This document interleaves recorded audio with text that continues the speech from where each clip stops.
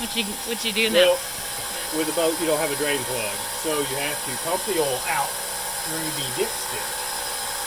So I've got this little, fairly inexpensive, $25 pump, I think. Stick the hose down the dipstick. It brings the oil out, and I'm just depositing it into an empty container. If you can see there's some steam coming out because I did run the motors for about 5 minutes just to get the oil hot. If it's hot, it comes out a lot easier. It's real thin and not as thick. So we're about done with the second motor. It's about 5 quarts, 6 quarts. And then I'm going to change the oil filter in a minute. And hopefully not have the fiasco I had on the other one where the bag had a hole in it and leaked oil everywhere.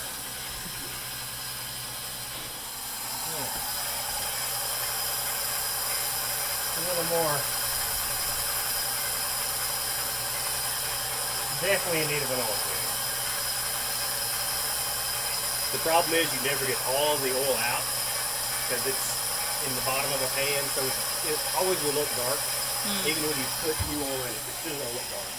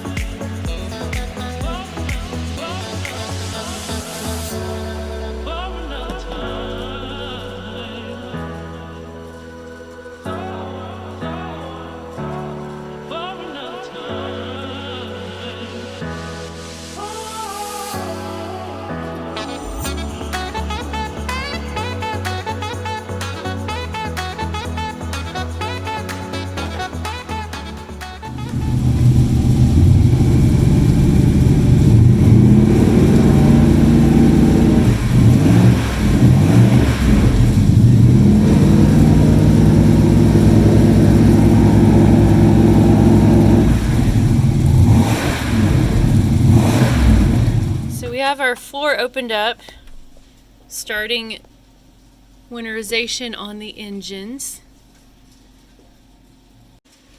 So what are you doing right now? So what I'm doing right now is I'm opening up the, there's 4 little plugs. As you can see, this little plug right there, little brass plug. Yeah. Those will release the water that is used to cool the motor. So we're going to get all that water out of there. Water's not good in the wintertime in the motor. So we're just going to open those up, let it drain into the bilge, and take a little piece of wire, just make sure there's no trash in there. They're all open. Get it all out.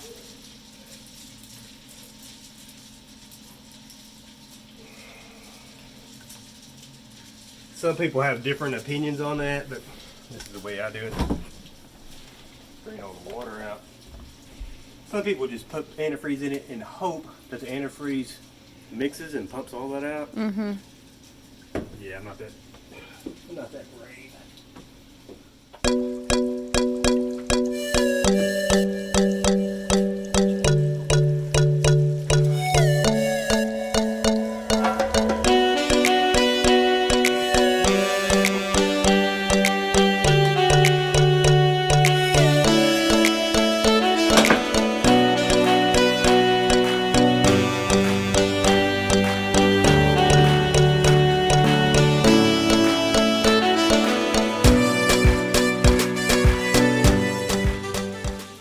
Enough, these things are closed when they're screwed out.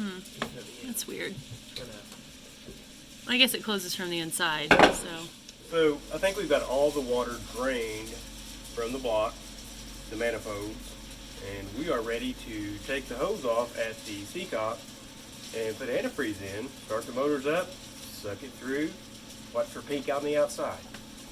It's really a 3-person process, but we're going to do it with 2. We've done it with just us. Yeah.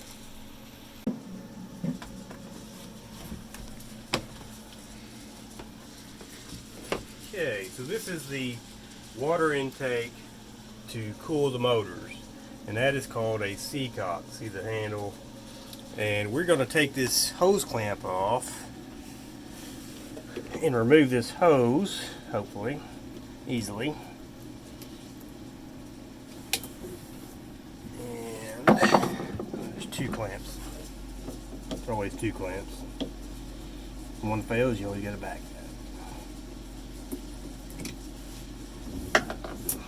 So, a little bit of water. So, there's the seacock. There's where the water comes in from the bottom of the boat to cool the motor.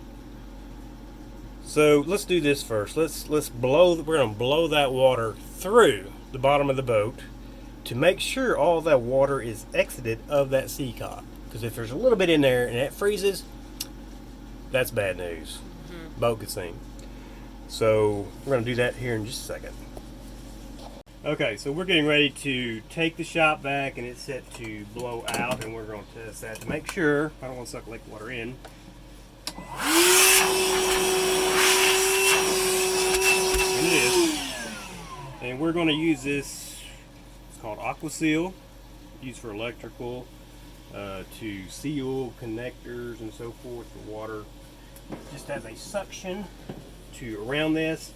And we're going to put the hose on here, start the vacuum to blow through the seacock, open the valve, and we should hear bubbles or see bubbles, not hear bubbles, but see bubbles underneath the boat. And Andy's going to go look for that here in just a second. All right, go look.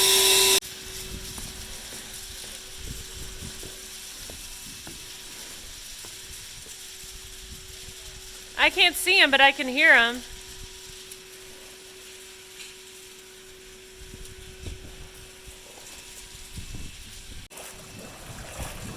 There it is. All the water, pretty confident, has been blown out of the seacock through the bottom of the boat. So there should be no water in there to freeze. Some people also say take this little, I'm not sure what it's called, little drain valve on the side of the seacock to loosen that, to get a little bit of water that could be in there that could freeze. I've never done that. Actually, I tried to loosen it up last year and I couldn't get it out, so and it was okay. So we're gonna let it go. So now we're ready to take this hose, which goes into the B drive, the transmission, which drives the motor, and which this water is what is used to cool the boat engine. So we're going to take a big funnel, and we're going to start pouring antifreeze in it. And then as we do, Angie's going to start the boat. It's going to pump the antifreeze through the motor. And then once we see paint coming out the exhaust, we know we're good.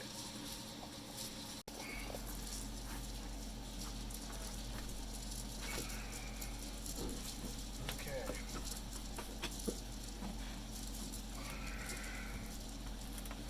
2, 3, 4, 5, 6. Give me another one just in case. Okay. We're ready to do this. I've got seven of these ready. It should take 5 or so, and that's probably more than we need, but I like to make sure we get enough. And when we start pouring this in, it's important to have a big funnel, because when I start pouring in, that motor's going to suck it up really, really fast. It's faster than I can really pour it, to be honest with you. So here we go. Now I gotta hurry down after starting the engine to see if there's pink coming out of the exhaust. Let's watch.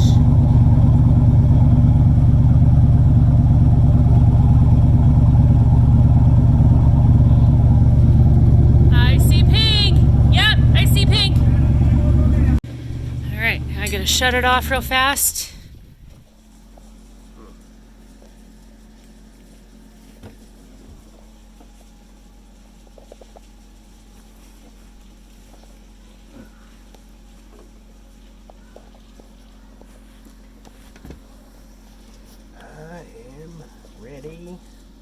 Flip her on. And then go outside. Look for bubbles.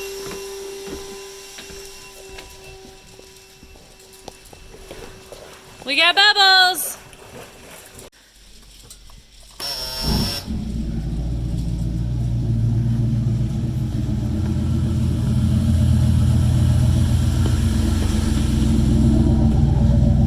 All right, looking for pink on the port side. Yeah. Oh yeah.